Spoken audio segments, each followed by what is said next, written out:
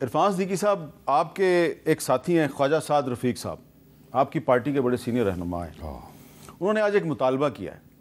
کہتے ہیں جی ٹویٹر پر پابندی ختم کی جائے. نگران دور میں لگائی گئی اس پابندی کا کسی کو کوئی فائدہ نہیں ہوا. جگ ہسائی سے بچا جائے. سیاست کا مقابلہ صرف سیاست سے ہوگا. اب جہاں تک میری اطلاع ہے تو جو پریزیڈنٹ ہیں پاکستان مسلم لیگ نون کے شہباز شریف صاحب، جنہوں نے آج آپ کا نوٹیفیکیشن کیا، وہ وزیر اعظم بھی ہیں.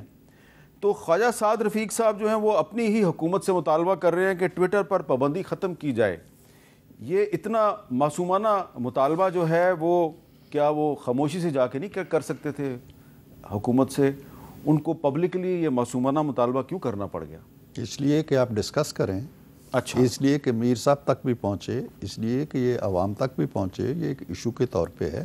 یہ کوئی حکومت پہ ایسی تنقید نہیں ہے، مطالبہ ہے. کیونکہ انہوں نے اس میں یہ بھی کمال یہ کیا کہ بتا دیا کہ ہم نے نہیں لگائی پابندی، نگران حکومت نے لگائی. اچھا، لیکن اگر مجھے 1 منٹ کی صرف اجازت دیں. جی جی. میرے برادر عزیز وقاص میں بڑا احترام کرتا ہوں. سر مہربانی. انہوں نے ایک کمپیریزن کی بات کی ہے کہ جی ذرا کمپیریزن کر لیں کہ جی ہمارے ساتھ کیا ہوا ہے. اور یہ تو خیر نہیں کہا کہ یہ کمپیریزن کر رہے ہیں کہ ہم نے 4 سالوں میں ان کے ساتھ کیا کیا تھا. یہ بات تو انہوں نے جملہ نہیں کہا. لیکن آپ جیسا باخبر صحافی جانتا ہے کہ ان 4 سالوں میں ان حضرات نے کیا کچھ کیا. میں اس پہ بھی جس میں آپ بھی شامل ہیں. نہیں، میں اپنا ذکر بھی نہیں کرنا چاہتا. میں کمپیریزن کی جب بات کرتے ہیں نا، مجھے تو کرایہ داری ایکٹ میں پکڑا گیا نا کہ جی تم نے کوئی کرایہ دار رکھا ہوا ہے جو میرا گھر ہی نہیں ہے، اور اس کے کوائف تم نے پولیس میں نہیں دیے، لہذا تمہیں ہتھکڑی لگا کے ہم چکی خانے میں ڈالتے ہیں. ان کی دور حکومت میں ہوا. اور میں نے اس کے لیے مذمت کی تھی. نہیں سر، مذمت کافی نہیں، مذمت میں بھی کر دیتا ہوں جو کچھ آپ کے ساتھ ہو گیا. اس سے کیا ہوگا؟ بات یہ ہے کہ کمپیریزن اس چیز کا نہ کریں. کمپیریزن کرایہ داری کا کریں اور کمپیریزن 9 مئی کا کریں.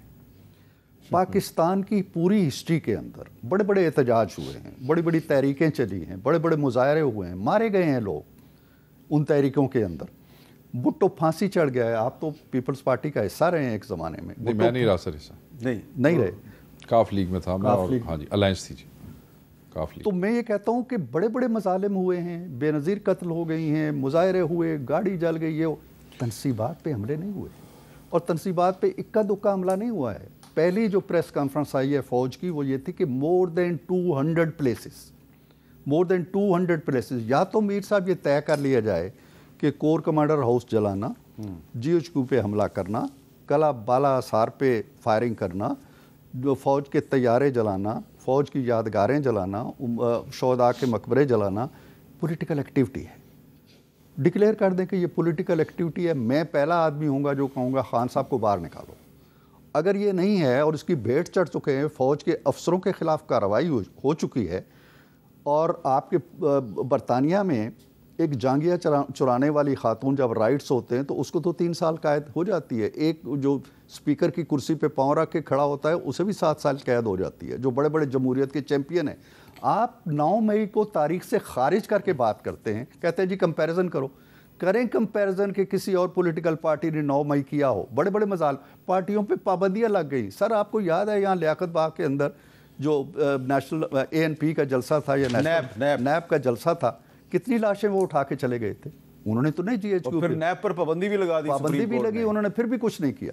تو اس کا جواب آپ کو دینا ہوگا. ہم اس سے کترا کے نہیں گزرنے دیں گے. اچھا، اس سے کترا کے نہیں گزرنے. جی اس کا جواب پہلی بات تو یہ ہے، ہم نے ان کو کیا جواب دینا ہے 9 مئی کا. ہمارے لوگ پاکستان کی مختلف دہشت گردی کی عدالتوں میں سینکڑوں نہیں ہزاروں کی تعداد میں روز جواب دے رہے ہیں، روز وہ کیس لڑ رہے ہیں. دینے چاہیے ان کو. جی دے رہے ہیں. ہم نے تو بالکل نہیں مانگا وکیل نون لیگ سے، ہم خود ہی دے رہے ہیں جواب جی. اس میں ہم یہ سمجھتے ہیں کہ تنصیبات پہ، پاکستان کی سالمیت پہ، جہاز پہ اگر اس قسم کے جو چیز واقعات ہوئے ہیں اس کو پارٹی نے بالکل ڈس اون کیا ہے. خان صاحب نے کہا، اس کی ریکارڈنگ بھی موجود ہے، ہم کہہ چکے ہیں 11-12 مئی کو میں نے بیان دیا کہ جو بے گناہ ہیں، جن بیچاروں کا کوئی تعلق نہیں ہے، جو غلطی سے ایک جھنڈا لے کے اگر 14 سال کا بچہ وہاں سے آگے سے گزر گیا اور آج 8 مہینے سے وہ اندر پڑا ہوا ہے، یا وہ لوگ عورتیں جو کہ ایک پرامن احتجاج کا حصہ تھیں اور جن کو نہیں تھا پتہ کہ چیزیں شیپ اپ کیسے ہو جائیں گی، جن کا کوئی اس قسم کے کسی بھی، اگر اول تو ہم سمجھتے کوئی پلان نہیں تھا، اگر کوئی یہ ثابت کر دیتا ہے کبھی کسی عدالت میں कभी किसी अदालत में साबित कर देता है कोई ऐसा प्लान था, तो अगर वो साबित हो जाता है तो जज फैसला करेंगे। वो जजों को हम जवाब दे रहे हैं, हमने आप लोगों को क्या जवाब देना है? आप लोग हमसे ये जवाब क्यों लेते हैं? हम 9 मई को तारीख से नहीं मिटाना चाहते हैं। हम ये समझते हैं कि 9 मई हमारे लिए भी, देखें ना, हमारे लिए कितना तकलीफ दे दिन था 9 मई के बाद। और मेरा अगला एक सवाल मेरे ऐसी जहन में आता है, कितनी हमारे बुजुर्ग हैं, बड़ा एहतराम है इनका और ज़ाती तौर पे मेरा इनसे ताल्लुक़ रहा, अभी भी है। मैं सिर्फ एक सवाल पूछना चाहता हूँ, बस ये एड्डे बड़े दहशतगर्द सा, कितने बड़े दहशतगर्द, जिस तरह ने जिक्र किया 9 मई तारीख क्या और आग से नहीं जाएगी और ये ठीक हो, फिर तो इलेक्शन चोरी क्यों करना पे आज? अवाम पागल है पाकिस्तान दी, सारी अवाम पागल है।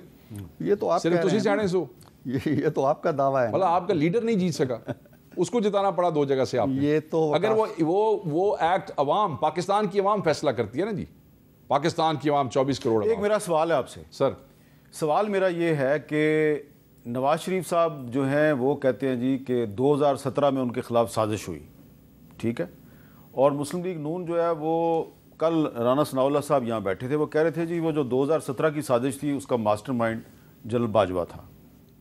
इमरान खान साहब कहते हैं 2022 में मेरे खिलाफ साजिश हुई, वो जो नो कॉन्फिडेंस थी, और वो भी कहते हैं मास्टरमाइंड जनरल बाजवा था।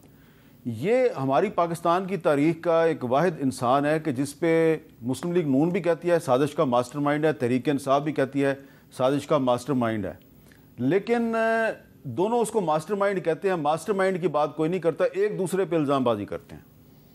देखें हामिद भाई, इस मुल्क में एक आर्मी चीफ का नाम लेके ये बातें कर देना, अब तो वो साबिक आर्मी चीफ का, चाहे वो मेरी पार्टी हो या इनकी पार्टी हो, बड़ी बात है। ये भी तो तब्दीली है जी। मैं ये समझता हूँ कि शायद ये दोनों ही ठीक कह रहे हैं, और दोनों मेरी पार्टी पे तो मुझे यकीन है कि वो ठीक कह रही हैं। चलें मैं इनको भी 2 मिनट के लिए कह, ये भी ठीक कह रहे हैं, तो फिर ये जनरल बाजवा, देखें ना, आप चलते किसी जगह से हैं और जाते जाते पार्टियां स्विच कर जाते हैं, तो पार्टियां स्विच तो सियासतदान करें तो आजकल उनके बारे में नहीं है, तो एस्टैब्लिशमेंट पार्टियां स्विच करें तो उनके बारे में कैसे? उसको एक्सटेंशन देने के लिए आप दोनों इकट्ठे थे, बल्कि तीनों इकट्ठे थे। सर जब उनको एक्सटेंशन हुई, जब उनकी एक्सटेंशन हुई, हमारी तो हुकूमत थी, ये तो उनके खिलाफ नारे लगाते थे, ये तो उनके खिलाफ तकरीरें करते थे। एक्सटेंशन दी, ये साढ़े अनारकी वाले भाई साहब जेडे सन डिफेंस मिनिस्टर, ये भी उन्होंने खिलाफ तकरीरें करते सन, तो कितनी ताबेदारी ने एक्सटेंशन दी सी? सवाल तो इन्होंने कोल बनता है। साढ़े तो इल्ज़ाम सी ना कि हम उनके लाए गए हैं, हम उनकी मदद से आए हैं, हमें उन्होंने हेल्प, हम पे तो ये इल्ज़ाम था, ये लगाते थे, वो आपने दिखाई है फुटेजेस भी।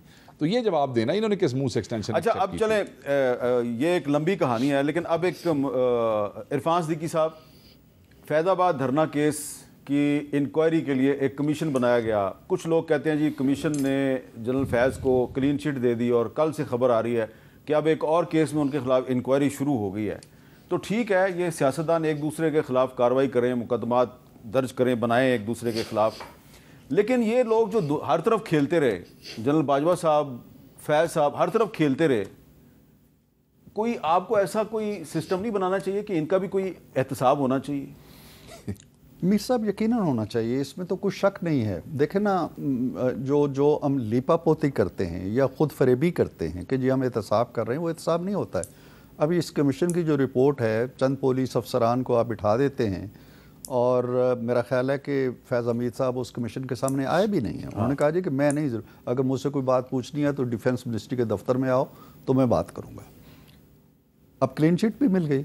तो इस तरह के जो लिपापोती वाले कमीशन होते हैं ना, ये बनने ही नहीं चाहिए। इसलिए कि अगर आपके अंदर सच बोलने की या सच की तलाश की या सच को कुरेद के सामने लाने की हिम्मत नहीं है, और आपने आखिर में उसको एक सनद देनी है, सर्टिफिकेट देना है बरीयत का, सदाकत और अमानत का, तो उससे बेहतर है आप बनाए ही नहीं। अब ये जो वाक़या है, ये भी बहुत पुराना वाक़या है जिस पे इंक्वायरी बिठाई गई 2017 का। आपका चैनल जो है इस पर काफ़ी काम करता रहा है। 2017 का 7 साल हो गए हैं। 7 साल बाद आप कहते हैं जी कि हम इंक्वायरी कर रहे हैं। अब ये इंक्वायरी भी अगर इसी नतीजे पे पहुंचती है जी कि नहीं, वो जो प्रॉपर्टी वाला है वो झूठा था, बददयानत था, खाइन था, और इन्होंने कोई ऐसी काम नहीं किया, जो कि बादियों नज़र में हमें लगता है कि फाइंडिंग्स आ जाएंगी, तो इन चीज़ों का कोई फ़ायदा नहीं है। देखें, वो मुआशरे जहाँ सच को छुपा के, झूठ को आप एक लिबादा पहना के, उड़ा के सामने ले आते हैं, और कौम जानती है قوم کوئی اندھا نہیں ہوتی ہے کہ وہ آپ کہہ دیں جی کہ فیض حمید کا کوئی دیکھیں نا، شوکت عزیز صدیقی کا وہ دیکھ لیں، معاملہ دیکھ لیں، وہ دہائی دیتا ہے جی کہ ایک بندہ میرے گھر آیا مجھے کہتا ہے کہ جی یہ کرو نہیں تو اب اس بندے کو تو آپ گھر بھیج دیتے ہیں، اور وہ سپریم جوڈیشل کونسل کیا وہ بعد میں سپریم کورٹ بھی اس کو نہیں بلا کے پوچھتی کہ تم گئے تھے نہیں گئے تھے، کیا ہوا تھا۔ تو میں سمجھتا ہوں کہ یہ انصاف کا جو تو کمزوری تو سیاستدانوں کی ہے نا، کمزوری پورے نظام کی ہے، سیاستدانوں کی بھی ہے، بنیادی طور پہ ظاہر ہے کہ سیاستدانوں کے ہاتھ میں ہوتی ہے بظاہر نظام کی نکیل، جو کہ پتہ نہیں حقیقت میں بھی ہوتی ہے یا نہیں ہوتی ہے، لہٰذا گالی انہیں کو پڑھنی ہے۔